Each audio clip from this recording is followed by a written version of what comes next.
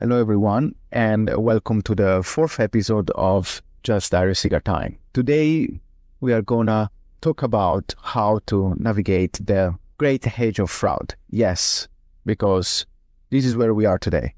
Never in history before, frauds reached such a large magnitude, and frankly, it's quite scary. Of course, I'm referring to SMCI and what's going on with the semiconductor companies, but in the second part, I will also touch upon banks. So let's dig in. SMCI has been like a fraud in plain sight, okay? In the moment in which they released the 8K saying they would not have submitted their annual report with the signature of the auditor in time, that should have raised alarm bells everywhere, okay? I talked about the red flags about SMCI, NVIDIA, Microsoft, and other companies. In particular, in Hyperscalers and Diaper Cheaters article, I compared SMCI to NVIDIA, and I showed how in reality these companies are operating in a very similar way. They both have the very same red flag and they are interconnected. Furthermore, a few months later, I wrote how SMCI, that everyone was saying, calling a nothing burger, okay? Or what's the problem of not filing their audit report in time? I'm like, what's the problem? Are you kidding me? That's a huge deal. It means there is something wrong. And the longer you take to file it, the bigger the problem it is. And till 24 hours before Ernst & Young resigned, slamming the door and making such a huge noise that I've never seen ever before, calling the audit committee of the company like non-cooperative, calling the manager liars, and so on. That's a big deal. And 24 hours before that, there were people saying, oh, they're just that's late. They're late in filing their auditing financials. My fair value for this company is like $142. People were buying shares. The stock was up, I think, 4 or 5% the day before all this happened. And I kept warning people.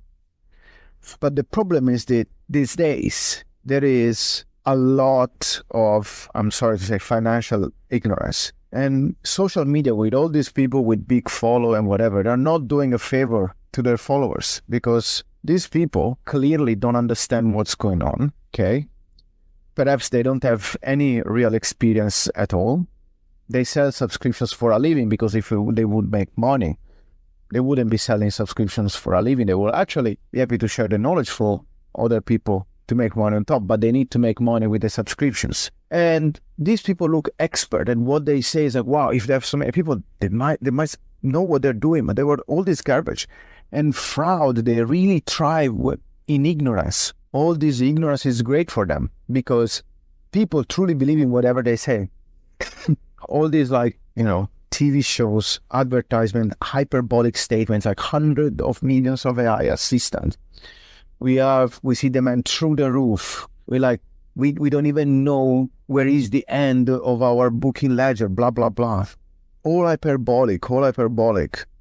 All these numbers like skyrocketing, valuation going to the roof, blah, blah, blah. Isn't it too much?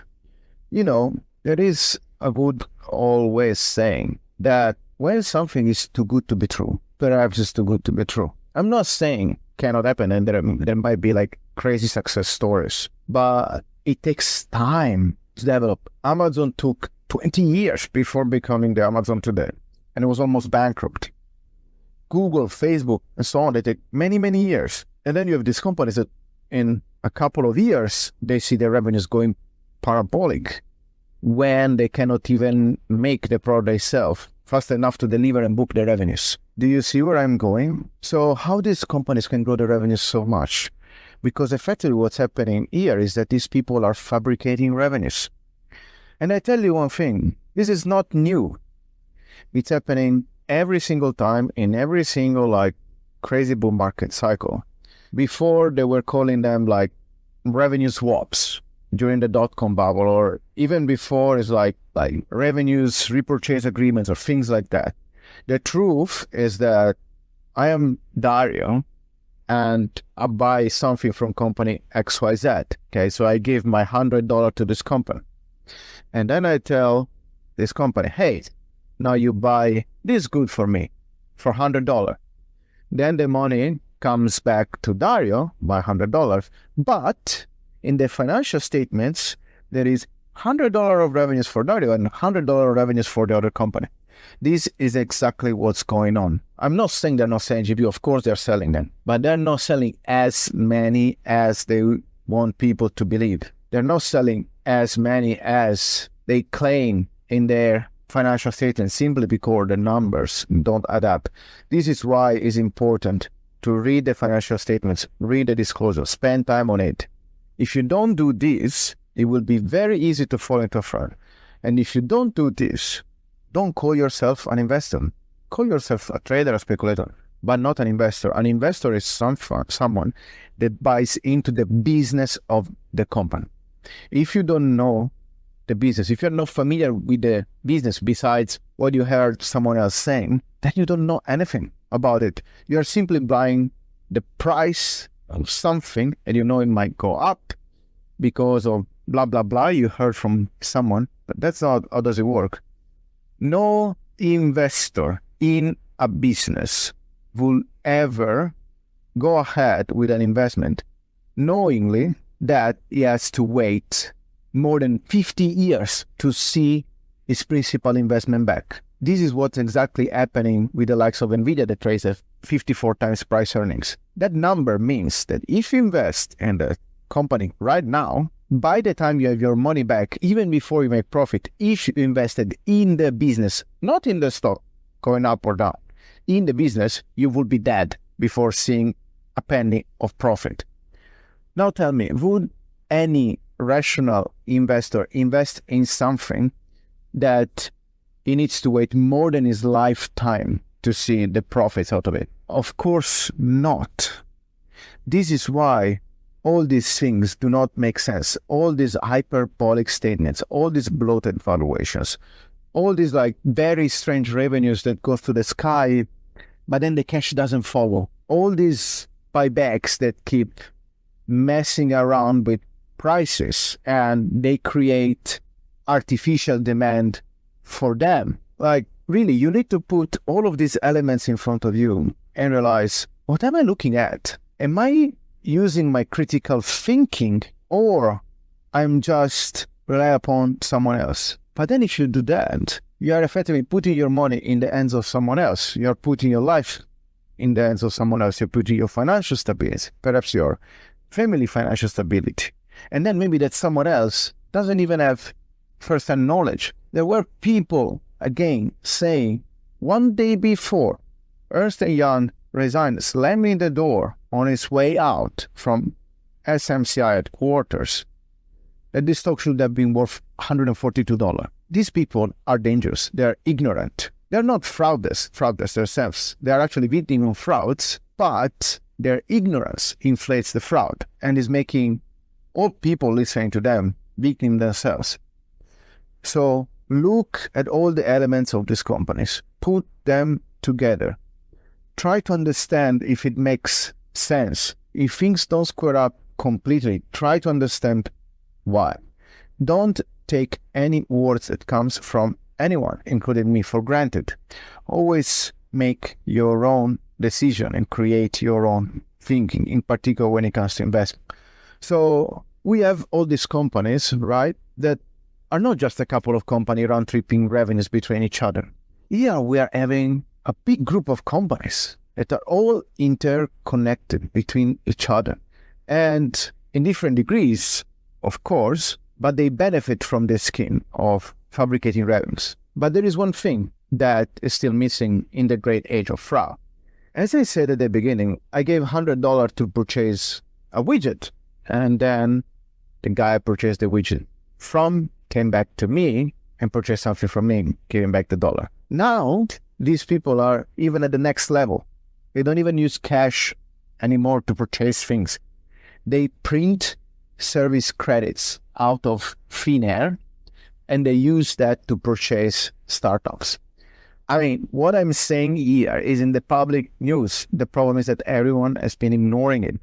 Let's take an example of OpenAI and Microsoft. It's in the news Microsoft paid allegedly $10 billion, according to the headline, for a big stake in OpenAI that was a non-profit company. So they took a stake in a kind of like empty box underneath. You don't understand what's going on there because it's supposed to be a non-profit company, right?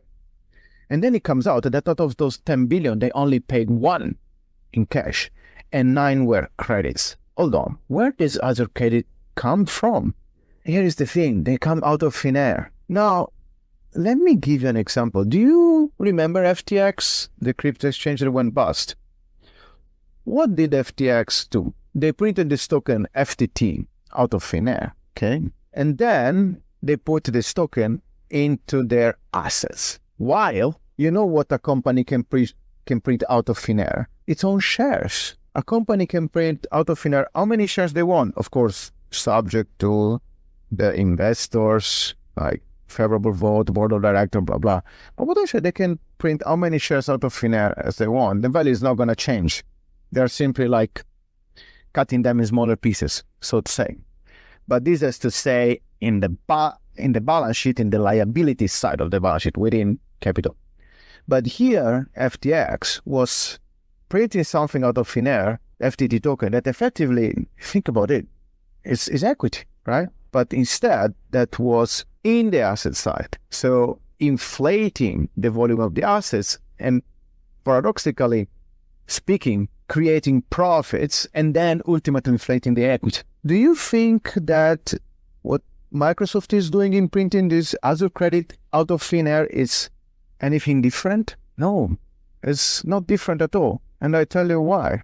It's because effectively, in the moment they use this credit to purchase equities in companies, this equity in these companies becomes goodwill.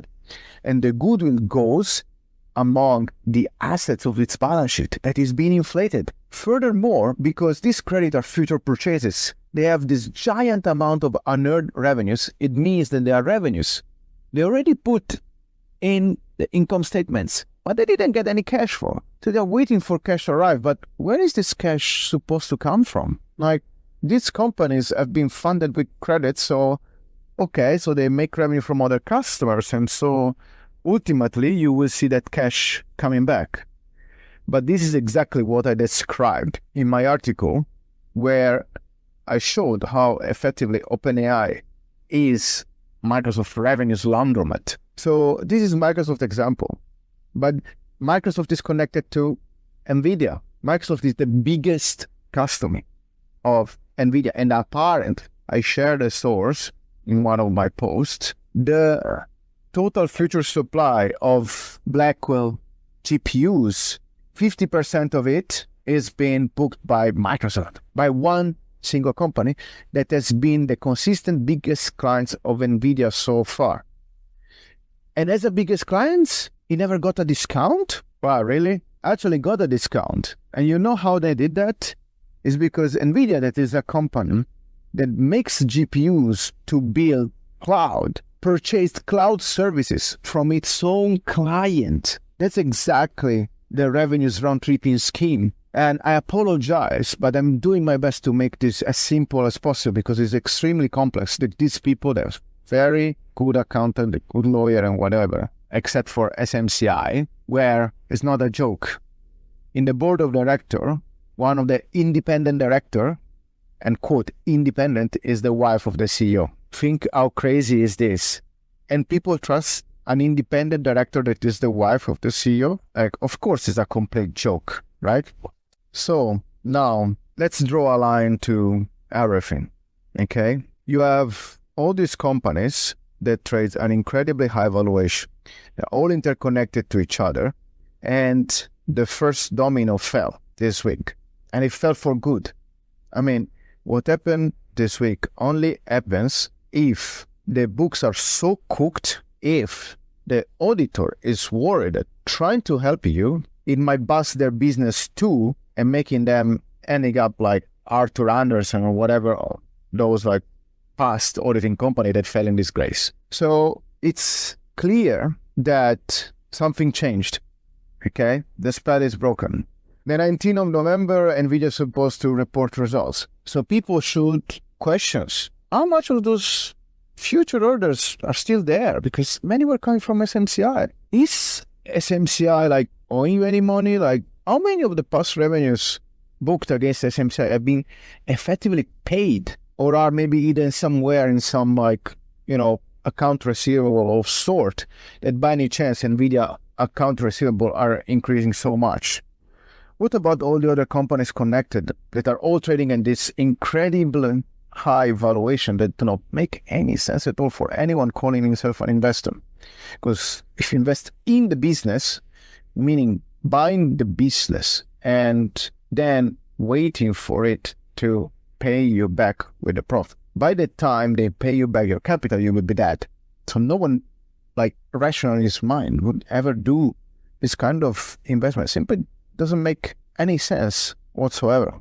It means these companies that already have crazy high expectation, they need to become even crazy higher, so the price keeps going through the sky, and then perhaps your capital gain will compensate for these incredibly asinine multiples. So pay attention to the numbers, read the documents, and again, connect the dots between these people. Try to pay attention about the timing, when they start cheerleading about all this massive demand that is coming, blah, blah, blah, everything is hunky-dory. SMCI, even without having a filed, audited 10K, dared to put out a press release saying that they have been delivering hundreds of thousands of GPUs per quarter. How stupid is that? And then people believed it. That's even worse. People believed it. And they jump back to buy the stock. Is that completely crazy? How can you believe anything from guys that cannot even get their numbers signed up, right? And then I'm sure that in the future we will discover so many things that we don't know yet. And perhaps that press release was part of a greater scheme, because if you remember at that time, everyone was trumpeting around all this big demand, and everyone would benefit. Masayoshi Son even started talking about and now we have artificial intelligence, we're gonna have artificial super intelligence, and he wants to invest hundreds of billions in that because it will create trillions of value. The fuck? That just simply shut up and just put your feet back on the ground and be realistic. These semiconductor companies are not AI companies. And if you look in the numbers of every of these companies, they're not making a penny out of the AI services they are built, because these AI services so far built by these companies are completely useless. Just chatbots that can be replicated by everyone else, that you can just give out for free, because every other day you have a new competitor gives out for free, so you can not really charge much money. You can try to build some corporate case of infrastructure or pay for the API access, but still it's you will never recover your investments at all. So be careful about this and make wise decision in the future and check all the elements every single time. Let's move to the second part now. I wanted to discuss today about the great age of fraud, and this is the financial system. So another incredible thing of these times is that we don't have only one bubble in a sector, is that actually we have multiple bubbles at the same time. And what's scary is that people think that the semiconductors bubble might be the biggest. In reality, banks one is even worse. What's going on with banks? Okay, so banks, after 2008, they have been effectively allowed to really use their hold-to-maturity books much more than before. What does it mean, hold-to-maturity? These are books that the bank purchases an assets, put it there, and doesn't have to worry about the price anymore unless they have to sell the asset. This is why it's called hold-to-maturity. Now, if you have a government bond of a rather safe country and you have ample of liquidity, no problem at all. You keep it there, even if you're losing money on paper, you will recover it back. The problem is that if you have shrinking liquidity and you need to get hold of that asset, and the price you're going to fetch in the market is not going to be the price inflated in your books.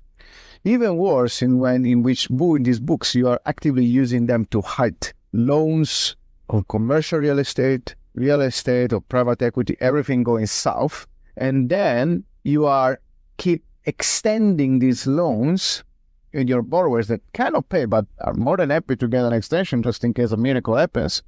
So you keep postponing the maturity. And in postponing the maturity, you can still pretend you will hold them to maturity into your hold to maturity books.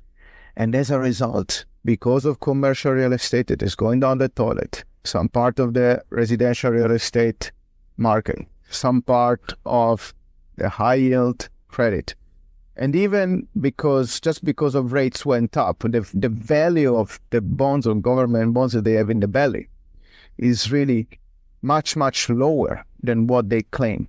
To the point that if we used the same accounting rule that banks had before 2008, many will be insolvent right now.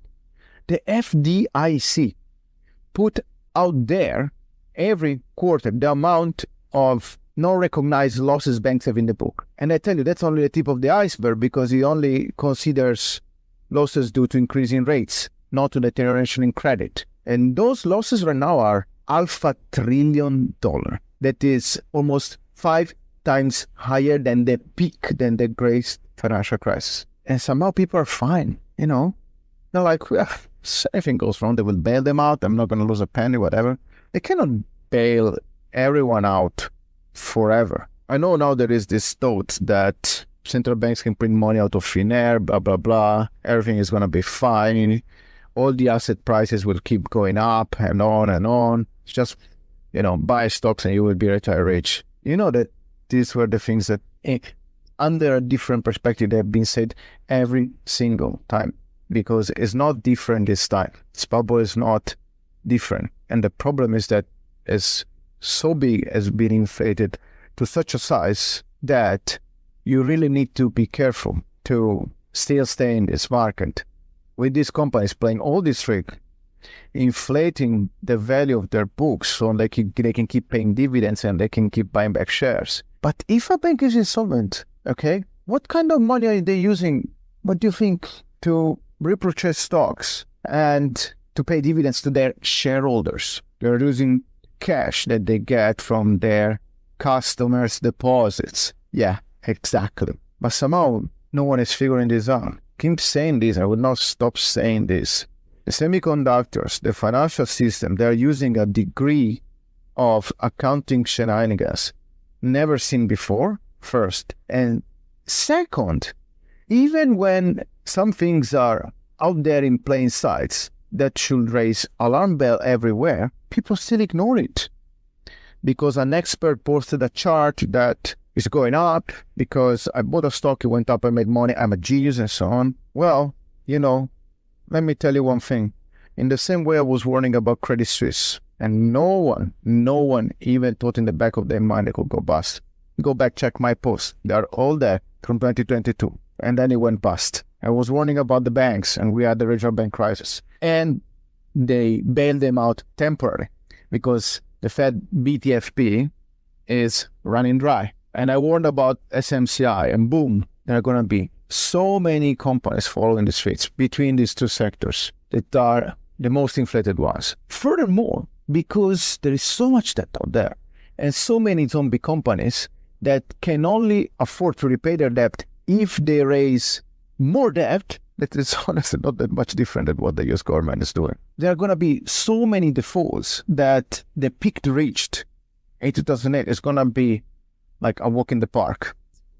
So really, when people keep saying everything is fine, like we're making so many revenues, we beat analyst expectations on from banks to semiconductors and whatever, go there and check the numbers. Read by yourself. Build knowledge, because financial ignorance increases the chances of ending up stuck in a fraud and then losing a lot of money if you're still there and you're not lucky that for whatever reason you went out. But most of the times people are still there. So always, don't be afraid of be a contrarian. If you really have strong sources, strong argument, then being a contrarian against the crowd is not necessarily a bad thing. It might save your ass. You need to be very disciplined and mentally resilient in order to navigate this great age of fraud.